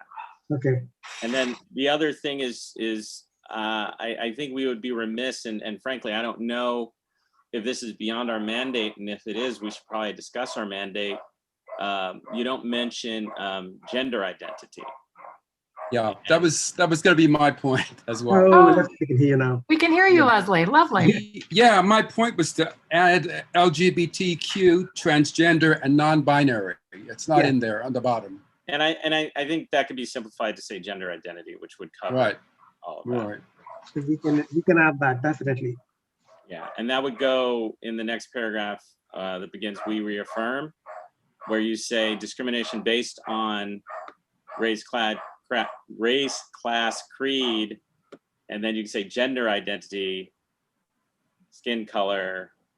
Actually, James, I'll be honest with you, I don't think gender identity alone covers sort of sexual orientation and stuff. So I think we should probably add that as well. Fair. Well, That's the problem is so many people who are transgender happen to be black or brown, and they're the ones that are being killed. Mm-hmm. Also, So I think that's critical to list that separately. This is what I'm adding. We can sort of Yeah. no, that looks great. Thank you. revise. Oh, I'm sorry. One other thing. I actually think you don't go far enough in listing what's been done. I think maybe as an addendum, if you could just list the titles, the titles of the letters. Yeah. I think because it's sort of just generally explaining that we've tried to do this and we've engaged, which is great. But I think, if the actual letters that have been put out were listed, that would show the concrete progress that we To would. be honest with you, James, I don't think we have titles to our letters, so I'm not quite sure what we would be. Wouldn't they be? I mean, they generally are whatever Jesse would put on the agenda. But often the letters have like a regarding line or some sort of subject line. This is how the letters look typically. I'm just going to open one of them so you can see it. There's no subject line. Yeah. This is typically what happens, Dave. But if you think we should add something, we can add it. If you look at the top, it says anti-Asian bias. So that's kind of what I'm talking about. Okay. You see what the file is called? Yes, we can. Yeah, that's a file name. Unfortunately, it's not part of the body of the letter. What I like, what you said, and what I like is that maybe we can have a little addendum attached, which says this is what we have done. Exactly. As a task force, not entirely as a community board, but as a task force, and this is what the community board has done. Yeah. So we can actually make a small list of things as a second page. I think that could work actually, because there's a lot that has been done. Thank you. Can I also say that whoever wrote this is a phenomenal letter. It's so well done. So I give kudos to everyone who worked on this. I do have a question on one thing, which is starting with the third line, where it says from the previous, after the deaths of, in the beginning, after the deaths of too many people of color. is that a qualifier? Um, Is that, I'm not a, a person who's great with writing in this, but no, of it's too not many of color, I mean, just saying, is it 5? Should be 10 people of color, or, or maybe we should get too many people of color to list here, because the list is Or- much longer. Well, because then or what if we just said, and the protests after the deaths of many people of color, just get rid of the word "to." Yeah, I think we can work on that. I kind of struggle with that. I'll tell you why, because the list is actually much longer. At the same time, the Yeah. first line is not such a qualifier, but it just basically gives you context as to why the task force was formed. You So could it's say not- you could say many people of color, and then in parentheses, tragically too many to list. Exactly, that might work. Yeah.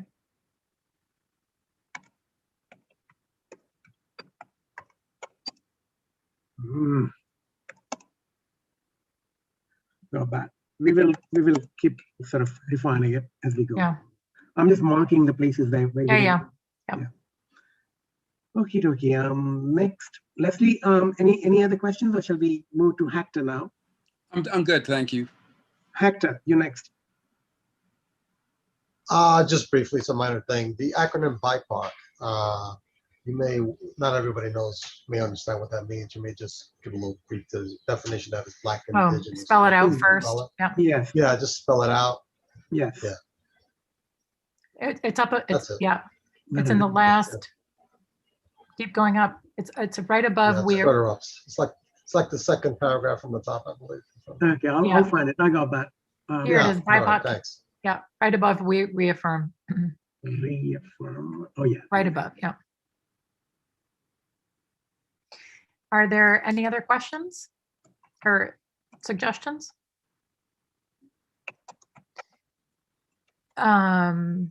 So Viren, you probably know better than I do how to, should we?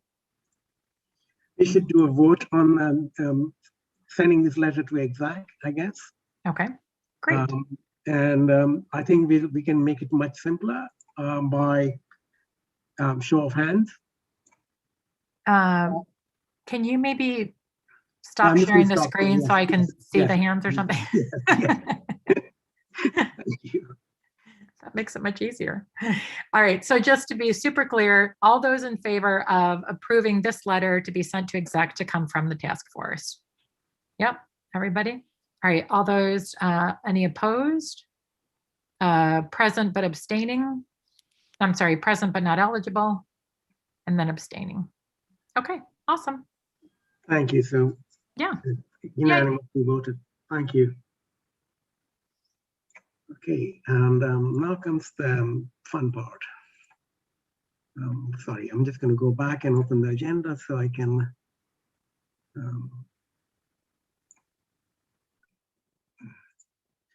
Next item on the agenda is where we sort of left off with the letter, which is the discussion for us to review what we have done, what we need to do, how do we improve the attendance, how do we improve the participation. Our role is not to go and look out for issues and problems, but there are enough for us to sort of engage with. So that's now the floor is open. It's a discussion, and any thoughts and ideas as to how we kind of define moving forward our goals. And Maria had actually raised a very good sort of point just before we, a couple of weeks ago. And she's right. I mean, we have, just to quote her words, are we losing steam? Is there sort of lack of interest or enthusiasm? And is there something we can do so that folks from not from within the task force itself, but even from the community board, which has 15 members, and we hardly see anyone attending these meetings. So what do we do and how do we do it? And what are the goals that we haven't accomplished? And I can pull up the list of recommendations as well. I know I'm asking too many questions in one go, but that was a very, I wish I could share that email with you. Maria's email was on the spot because we have about 15 bona fide members in the task force. 20 people have signed up for it, but 5 of them generally don't show up. But they are in the sort of list, right? So by and large, I went back and looked at attendance history, and it looks like we have about 12 to 15 consistently attending. 2 people who are not here today, and they actually have excused themselves, as Christine and Dale. And Dale actually has some evening schedule change, so he's not able to attend. And Christine was not quite sure if she could keep up with too many committees, but she's committed to sort of continue to work with us behind the scenes. That's what she said. So with that, I'm going to actually let Maria ask this question herself. She's here. Yeah. Well, ask the question or answer. Both. Yeah. So basically, my email was suggesting that, or noting my observation that few people have been attending, and I wonder if we're losing steam. I did use those words. And thinking about when we had the most participation, and wondering if we should be, I don't know the word I should be using, modifying or changing how this task force looks. And in other words, instead of meeting every month, do we meet a couple of times a year? Do we have a forum on different topics? And I suggest that also because I think I think the task force is really important. And I just wonder, how can we function a little bit differently so that we have more people attending? Yeah, if I may just respond, and then Katie, I'll let you respond as well. Very quickly, I just want to say that you're absolutely right, it's on the dot, but in spite of the sort of low attendance, if you look back, Health Forum was very successful. The youth employment, a bunch of people that we managed to actually get catch hold of and bring to the table was actually impressive, and their commitments are actually even more impressive. So yes, a small group, but I think in terms of potential for it to do the outreach that we need in the community, particularly for the community of color and high school kids and all of that, I think, I mean, that's where the scale changes. That's what I'm trying to say, that we might be small in scale, but the issues that we want to sort of look into are actually much larger than what we can collect, much larger than us. But we actually become the kind of mouthpiece, so to speak. So that role is something that is extremely important. And yes, more participation would be absolutely helpful. And last but not the least, the idea of forum is actually pretty good. And maybe instead of sort of, because we can't go out there and solicit, okay, guys, tell us what are the problems that we should be looking at? How do we can only instigate a conversation. We can provoke thinking. So for example, Katie and I talked about, Katie made a suggestion when we were inviting one CEO from Precinct 10, why not call everybody? Why not call all the precincts in one go? And we didn't have enough time this week to do that. So potentially in September or August we are closed, but in September maybe, we could have a sort of much larger forum where the CEOs come, not because we want to put them on the spot, just the way we had these guys came, they were like willy-nilly. This morning I got a call from Jesse saying, and these guys are backing out. They're not actually very sure if they have, they feel comfortable coming and being asked questions about things that they don't feel comfortable disclosing in an open recorded forum. And it's a totally valid issue. And we had to give them confidence that we are not actually trying to put them on the spot and point fingers. We want to understand where can we sort of build bridges rather than, make them feel that they have to defend themselves. So if we have, we had this meeting, Maria, you were part of that conversation too. The public safety is a significant issue. The mayoral candidates are now talking about requiring licensing and registrations for e-bikes and the scooters. A scooter killed a known actress just the other day. So, the public safety is not just only about traffic safety. It's about issues that there are no clear sort of boundaries in terms of who will do the enforcement. You heard the precinct CEO speak about loitering is not a crime and they can't do anything about it. But is it a quality of life issue? Yes.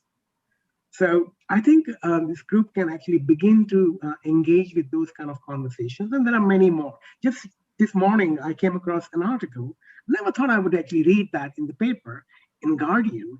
And they have a whole list of statistics that tell you that in New York City, high schools are actually being provided air conditioning not on an equal footing, believe it or not. And they actually have solid data to back that up.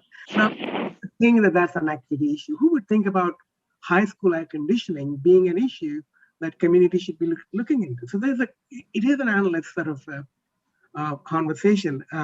Again, I don't know exactly. I'm not trying to answer your question, Maria, but I think what you raised is a conversation I think everybody in this group can actually make a huge contribution to. Yes, Katie, sorry. No, that's okay. I think you're spot on, Vera, and I think there are so many issues to be addressed. And Maria, it's a little bit hard to know the right answer, because I agree, we need to, one could think that we're sort of losing steam or something, right? Because there are fewer people who can participate monthly. But I have to say, I feel like the issues that can be addressed by our group are so important, and social and racial justice is so important, that if we said, we're not going to meet monthly anymore, we're going to meet only a couple times a year, we're going to have a couple forums, I really feel like that is sending the wrong signal. I feel like that is us not, frankly, reaffirming our commitment that we just voted on the letter in, right? I really feel like we need to sort of continue on a monthly basis. I totally agree, that we need to make sure that we're really responding to the issues that are important to our community members, right? But for example, I love Tina's suggestion that she made earlier tonight. By the way, why aren't there more foot patrols? And sure, maybe that's an issue decided at a higher level, but then let's us write a letter and say, we really encourage, our city and our representatives to be suggesting to the police that they really need to change some of their priorities and that they need to up foot patrols. I think that's a great idea and that frankly is going to help with community engagement and everything else, right? But I think that there are those kinds of issues that we can say, all right, this is a letter we can write, right? This is something. And I also just want to mention real quickly and then get everybody else's feedback. On ACEs, we recently decided, based on some feedback, that at the beginning of each ACEs meeting, we're actually going to have a public session, just like we do at our regular full board meetings, right? Where if people have issues or concerns related to education and related to, the arts, whatever that ACEs covers, that it's going to be an opportunity for people to call in and say, hey, by the way, I have these concerns, or I think you guys should be looking at this. And I wonder if for us on this task force, if we should, instead of sort of identifying issues beforehand and addressing them, maybe we should incorporate 10 minutes at the beginning or at some point in every meeting of saying, hey, community, we want to hear from you. Anything you want to come talk about social and racial justice issues, because that might help people feel more engaged and feel like they have some input and a role to play. So I think it's a great suggestion. I think if we really turn this into a public forum on a regular basis, even though it's called task force, I think that would change the sort of level of participation, hopefully. But I also want to emphasize that, yes, we have social and racial justice in our task force name. And so for me, the issues are not purely and sort of strictly about, BIPOC and the people of color and the sort of racial disparities alone. They are at the forefront, and we understand why they are at the forefront, and as they must be. But when we talk about public safety, for example, that affects everybody. And it is about what I call spatial equity on our streets and in our public spaces. And it's important for us to be able to engage with that conversation as well. And that affects everybody. I hear in transportation committee meetings, Mariam keeps bringing up one issue every single meeting. she says she has a handicap condition, and she says, I don't feel comfortable walking on the sidewalk because there are bikes coming at me. I don't feel comfortable crossing the path because there are e-bikes riding by. These are quality of life issues and public safety issues that actually are also about tough issues, so to speak, right? Because we like shared streets and we like shared bike pathways and whatnot, but what do we share how with? I mean, who do we share it with and how? Those questions also become part of the conversation. So I think Katie's suggestion of actually starting the session with public first and then the business side of it, I think is a great one. Sorry, I have a tendency to keep going on and on. I was going to say, I have my cell phone. I'm on my cell phone, so I can't see if other people have their hand up, but I'm curious about other voices in this conversation and other suggestions and ideas. Viren, you're on mute right now. Leslie is first. Yeah, a couple thoughts I have. What about the task force considering bringing in not students, but youth from like NYCHA and from the community to verbalize what they see as their issues in the neighborhood and how we could help them. Whether it's NYCHA or non-NYCHA residents would be good. What about looking at people who live in shelters and having them come in? I'm not talking about the hotel shelters. Yeah. I'm talking about, people coming in to talk about issues that they're dealing with in the shelter environment and giving us a one-on-one relationship that some of us may not have with those people and what issues they're encountering in our neighborhood. And so Leslie, just, so you're suggesting like, not on a monthly basis, but ahead of time. So saying like, hey, students, at our September meeting, we want to hear from, Well, it kills two birds with one stone, because when I did some research a couple of months ago, trying to get people to join the board, I went into some community groups who had students who wanted to join the board, but they couldn't because they couldn't do it full time. So this would give them an entree to see what's going on in the board. So pardon the expression, it kills two birds with one stone. So it gets them into the civic environment and, they can speak up and be part of it.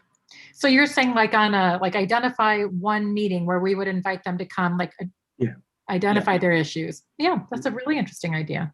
Yeah. Great. James, I think you were next. Yes, James is next. Hello. So yeah, Maria, I really appreciate your point, and certainly attendance is a challenge. To me, part of it might have to do, and I'm just speculating here, we all can have opinions about why people aren't attending. I think part of it might be, that excitement of something new and then just, excitement tapering off. Part of it might be overcommitment, as we've heard from people. We all know that having two committees plus the main board is already a challenge. And if Katie and Viren don't mind a little, candid feedback, while I appreciate your excellent and stalwart leadership, when Maria asked her question, there was 15 minutes of just the two of you talking.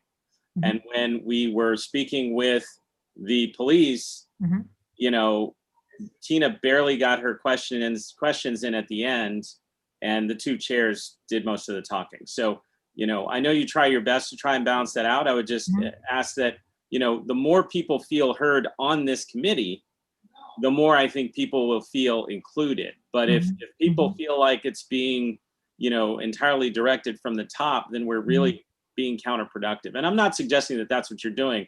And to be honest, I don't want the job, so I shouldn't throw stones. So I'm not trying to throw stones. I'm just suggesting that let's try and be a little more balanced. The only other thing I'll say is in terms of how we move forward and maybe how we, I love the suggestions of garnering more community feedback. It was something that was part of our mandate at the very beginning. At the same time, I think one of our challenges is, sometimes it feels like, maybe we don't have a clear goal. And there is no nirvana that we're going to approach or achieve in the time that we have on this community board. But if we had some specific goals and targets that we could accomplish while at the same time dealing with the ongoing mandate of community feedback and being a forum, I think that might help.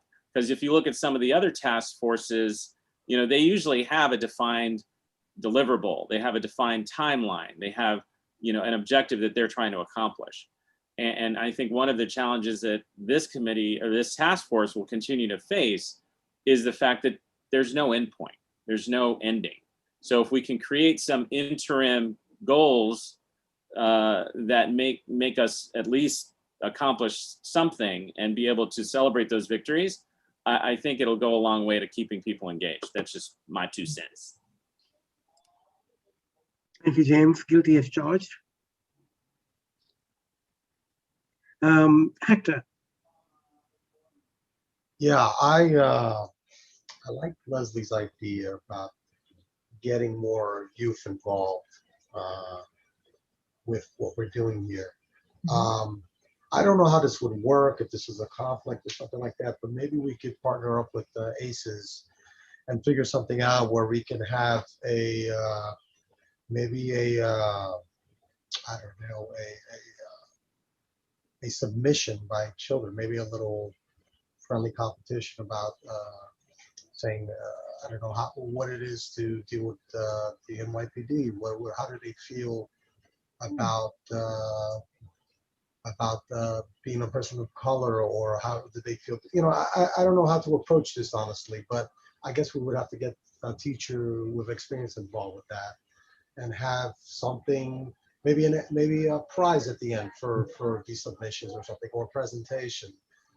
Maybe an event we could try to work toward to possibly, give the kids an incentive to be more involved with the community and have their voices heard, and maybe, invite the NYPD to get involved as well. That way we can all partner up and try to address these issues at a more younger level, to see through the eyes of these kids of how they're feeling about what's happened, and how do they feel when they're dealing with police officers, or just their lives in general, possibly.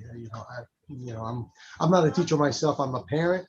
I can only go from my own experience, how my children felt were going through this. I know it was challenging for all of them, and I'm sure they have a lot to say. And maybe if we give them a forum for that, maybe that would help to heal them as well, and also get their messages across as to how we can all come together, especially when it comes to dealing with between folks of color and different backgrounds, and NYPD and people in power.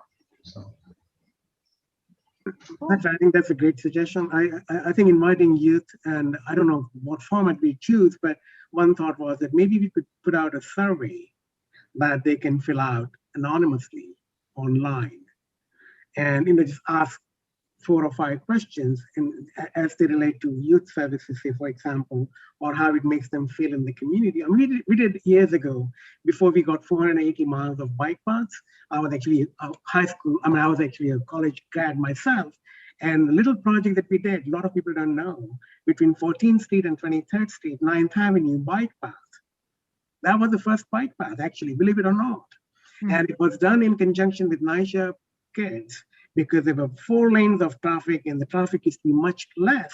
And one question I was thrown out, what would you like to turn this place into? And everyone came back with multiple ideas, and the idea that actually won was a bike path. So that was a pilot project that DOT did.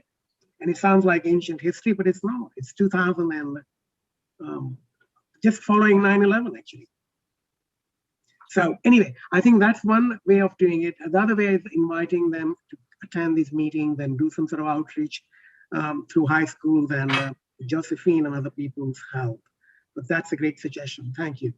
yeah, maybe not just start at high school, maybe middle school as well. I mean, honestly, and I was thinking, I mean, who knows where this may go? Maybe we can partner up with a location like the High Line or Little Island or some other venue to possibly have a big event to do these presentations. We pick out the best ones that really say a lot about the past, really impressed us, and make it a big thing. And that way we Hector, I like your creative thinking. I have a Well, suggestion. it was Leslie's idea originally, so I mean, he just sprung it all up, so. I am going to suggest we go to PS 76 and do this while it's still open and it's available. There you go. Okay, who else? Oh, is Tina next? I might be next. I don't know if that David's next, but I like the idea of doing something on Pier 76. I think that's fantastic. I'm not sure how late the sun, what's going on with the sun and so forth, but I think it kind of speaks volumes that there's been some success by civilians. And I think that's a good thing. And also to reach out to different segments. You have NYCHA, you have LGBT, you have different church groups and so forth. And it might take, a lot of groundwork, but if we could establish relationships with some of these institutions so that we can keep it moving, and to always inviting people in, right? So that kind of outreach.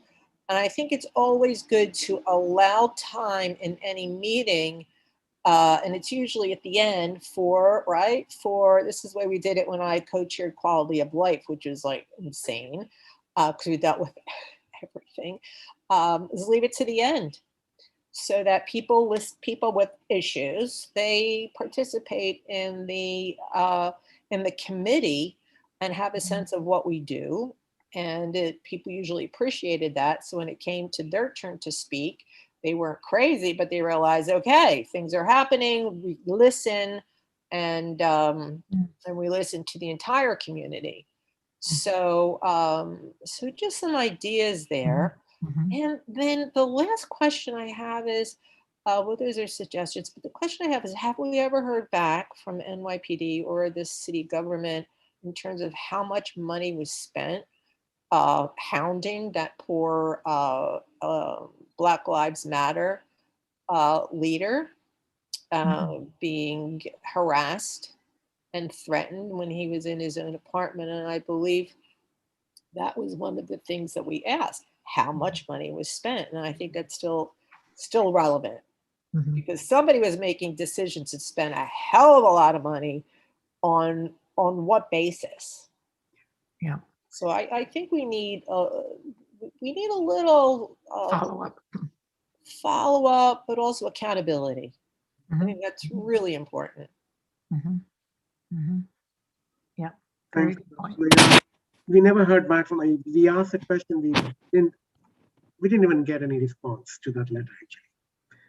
Well, David Warren. David. Ask for.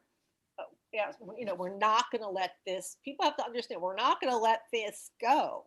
Yeah. Stay on it. Yeah. That's a good point. Good. Yeah, maybe we could talk to Jesse about and the electeds.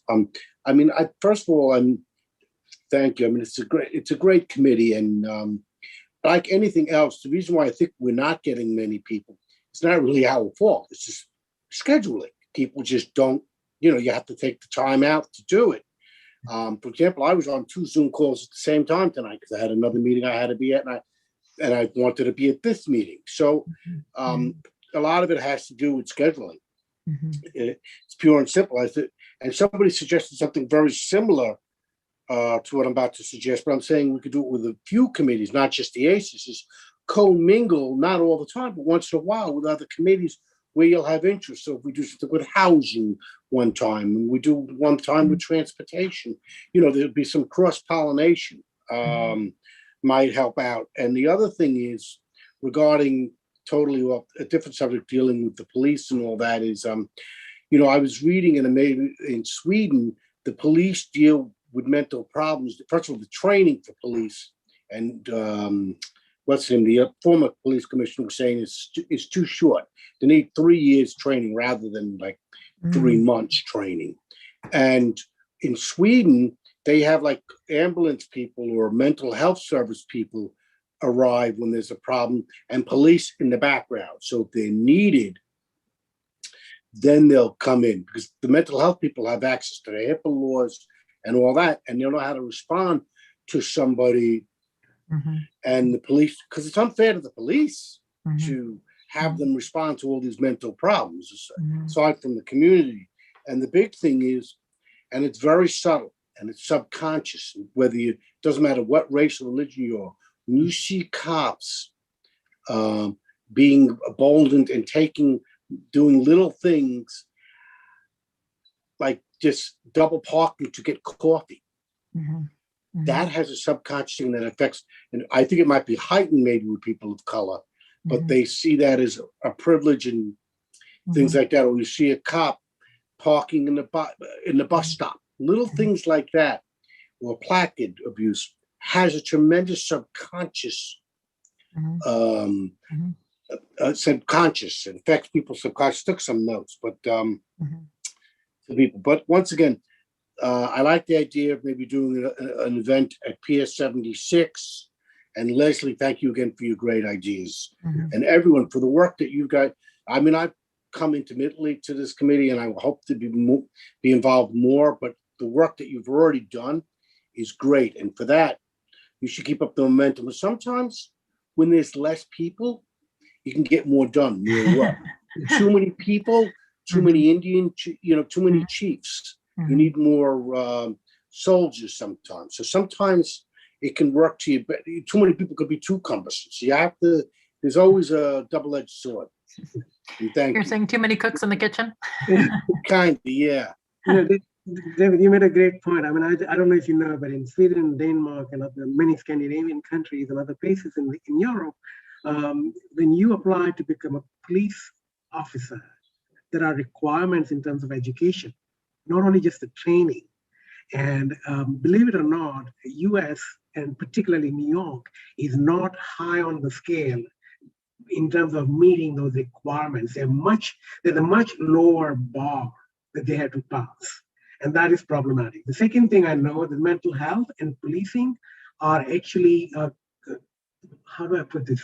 They are kind of conjoined departments in these countries, where actually the police also had to go through the training for mental health issues. So they begin to understand that there's no reason, for no reason, they don't criminalize the mental health issue first and their rights.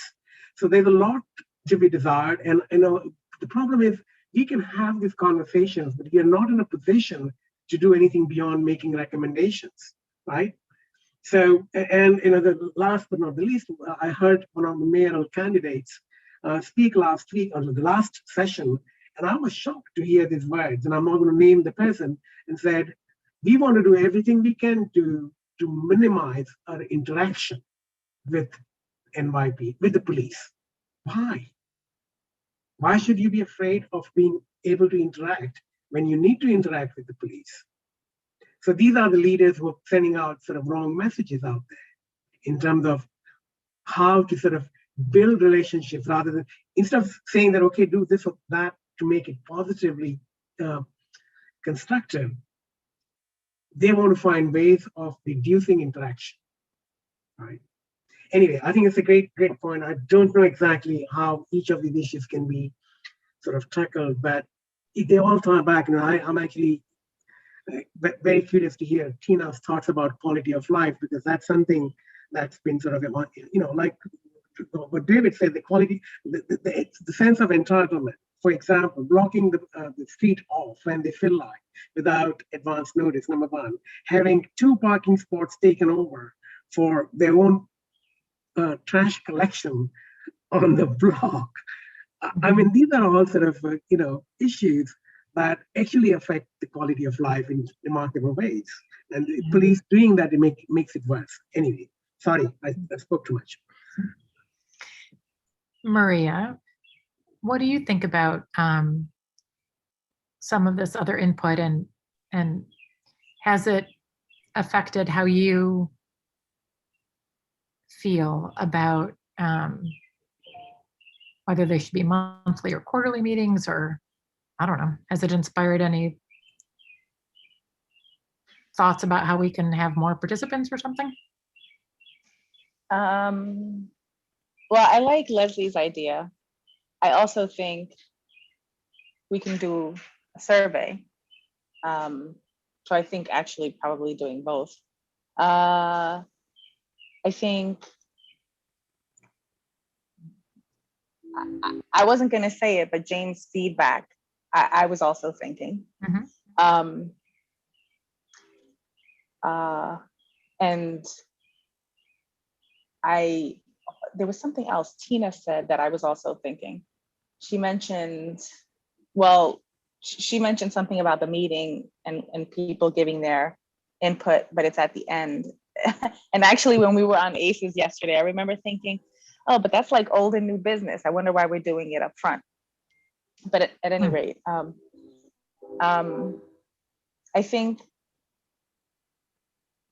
it sounds like the consensus is just to keep moving forward as we are, which I think is fine. You know, it's whatever the group really wants.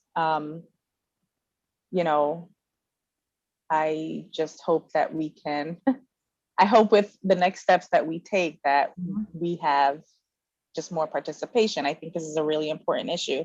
And I think it's better to have, in my own mind, even though David Warren made a good point, there's sometimes when there's too many cooks in the kitchen, you know, spoiling the soup. But I think there's value in having more participation, even if we're not meeting every month. If that meant we were meeting every other month, whatever.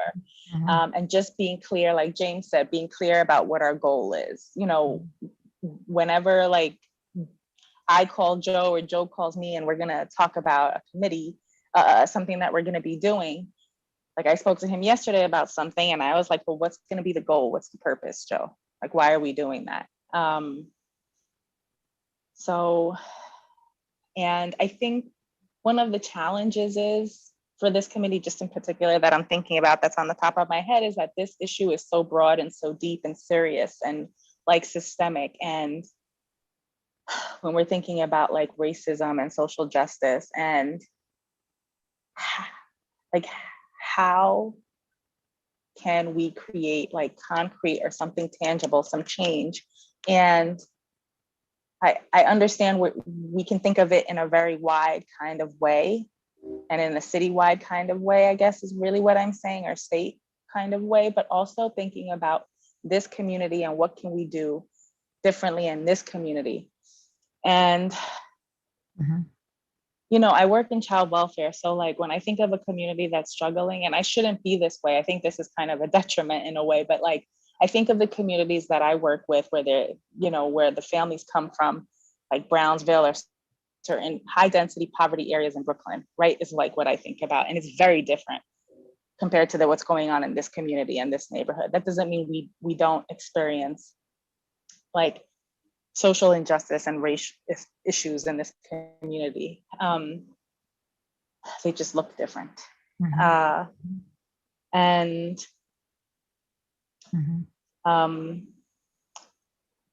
Yeah, I feel like I'm going on and on. I'm not sure what else to say, except I think it's fine as long as we are clear about some things that we can do, what we're gonna do moving forward. And my hope is that we have some more participation. And I realized that I was just speaking to someone last week who I know who happens to work for a city agency that we're all very familiar with, but she has a seat in the NAACP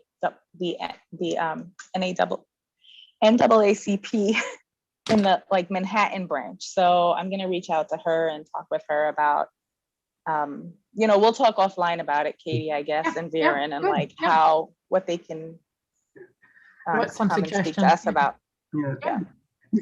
And that's the other thing that I want to suggest. I think, you know, sometimes members of task force, just the way Maria wrote an email, maybe if we need to sort of meet via Zoom and discuss that further, we should be able to do that. And one quick question, not only for Maria, for everybody else as well. Participation from outside or other folks, the attendees, is very low. But what about participation from within the community board 4?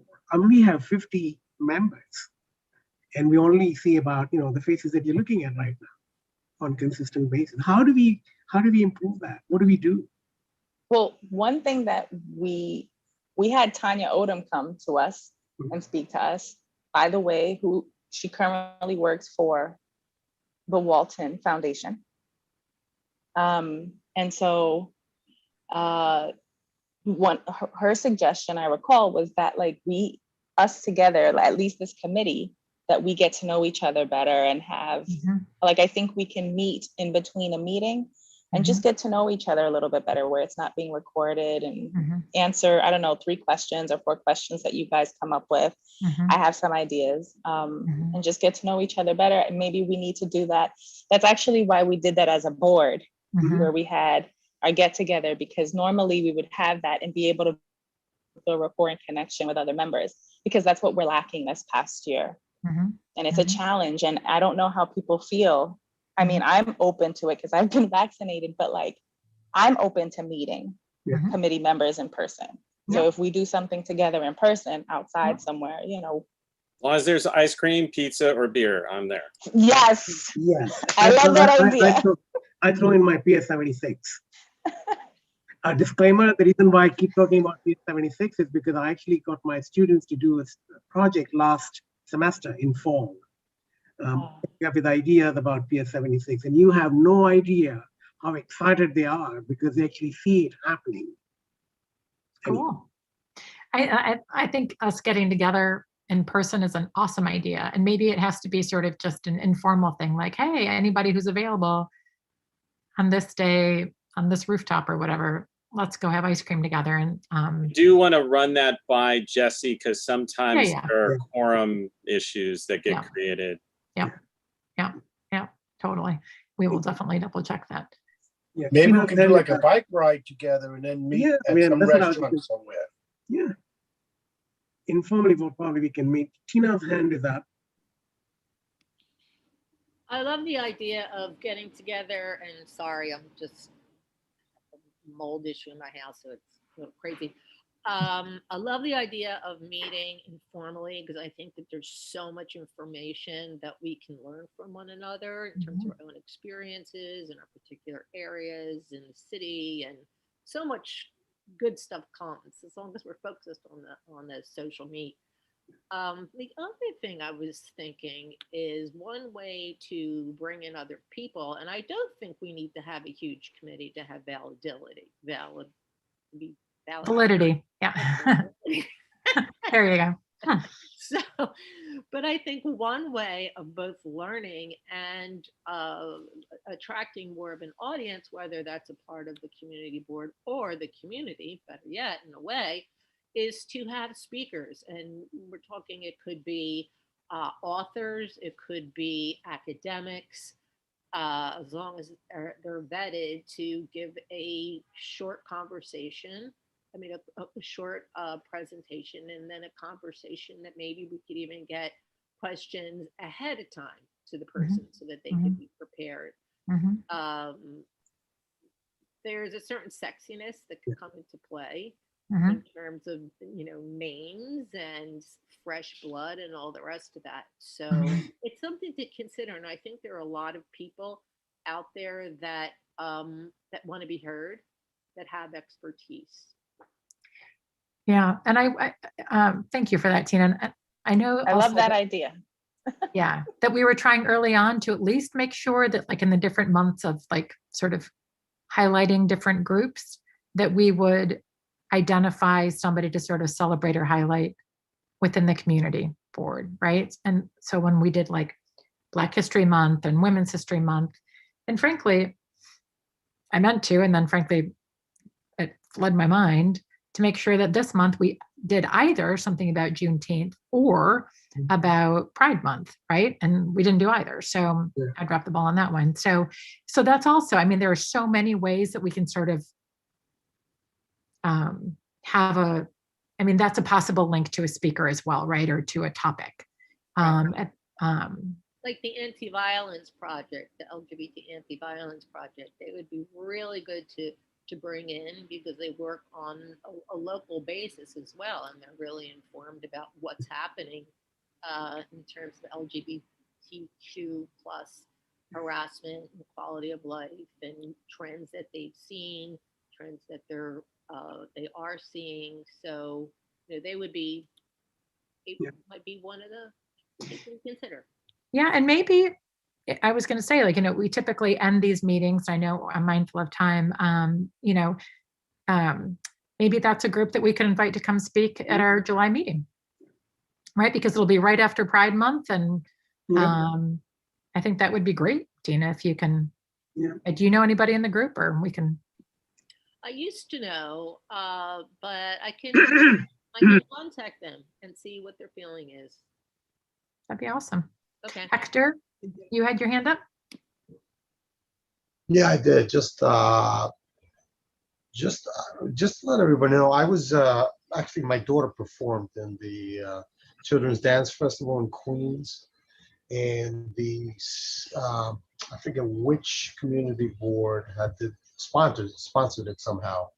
And they had, it was really impressive. They had Indian dancing, flamenco, well, not flamenco, ballroom, stepping. You know, it was all multinational, and it was really impressive stuff. They even had American Indian represented there, and they did some explain. It was really something impressive.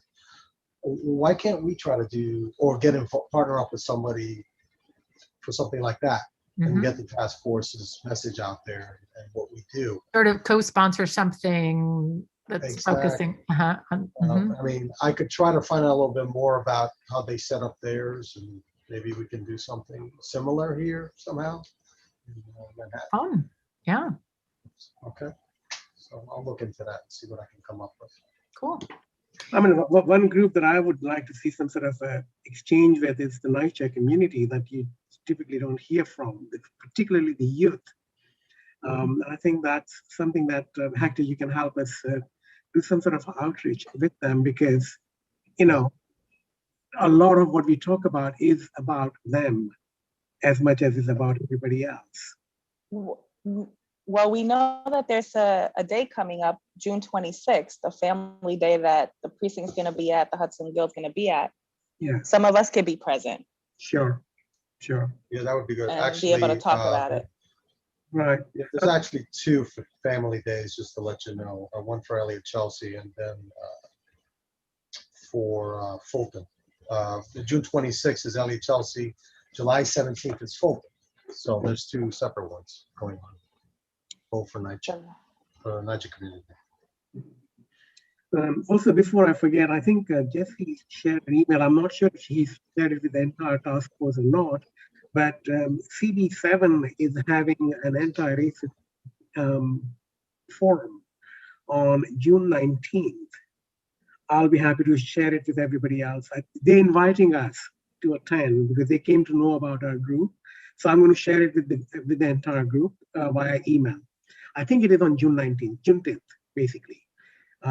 It's at 7 p.m. or something. I will share that link. Thank you. Perfect. All right. So I know it's 8:30. Does anybody have any other suggestions at the moment about what they might want to see on the agenda for our July meeting before we break for the rest of the summer? Just quickly, have we done anything? I'm sure we have, but maybe I missed it, on specifically anti-Asian violence, because there were 2 or 3 very famous incidents that happened. Yeah, we did have. So maybe we can do a follow-up. What happened to those cases, or what's happening with those celebrity cases? David, we wrote a letter, and I think we also got a response from the AG, Manhattan AG's office. It's actually shared on the Dropbox with this meeting's agenda. But you're right, I think we haven't done a follow-up with what happened after with the NYPD. We haven't done that. Yeah, and Tina, to your point or somebody's point earlier, like, we should look back at the letters that we haven't gotten responses to and do follow-up about that. Yeah. Oh, can I just add 2 things, Maria? The letters, just FYI, the letters actually do have titles. They would be, you could see them on the website. They all say social and racial justice letter, and then whatever else. The other thing is, for next month, Well, I just want to throw out there Sunday, July 18th is National Ice Cream Day. Okay. So Well, FYI, if we're talking about Yeah, we're gonna That's invite- super helpful together to and know. doing something. Exactly. Awesome. I Love should it. have mentioned that earlier. The NCOs would have organized it for us. That's true. That's awesome. Cool. All right. Well, this has been really helpful. And yeah, these were some really great ideas that we'll try and sort of process. And then anything else that pops to mind, my heavens, please send an email so that we can try and be more focused and yeah, and make sure that we're sort of meeting all the needs. Cool. All right. One quick update. I think one of the questions that was asked last time from Dale, I believe, and he asked a question about why one of the committees has only one single chair, co-chair, and not two co-chairs. The answer is that it is up to the chair to decide how many co-chairs he would like to appoint. So that was the answer that I received from the board. It is actually in the bylaws as well. Just to sort of, it's one of the questions that we asked as part of our recommendations that had come up. Okay. Okay. Thank you all. Thanks, everybody. Bye. Happy rest of June. Thank you. Bye. Thank Bye. you. Bye-bye, everyone. Have a good June. Thanks. Bye.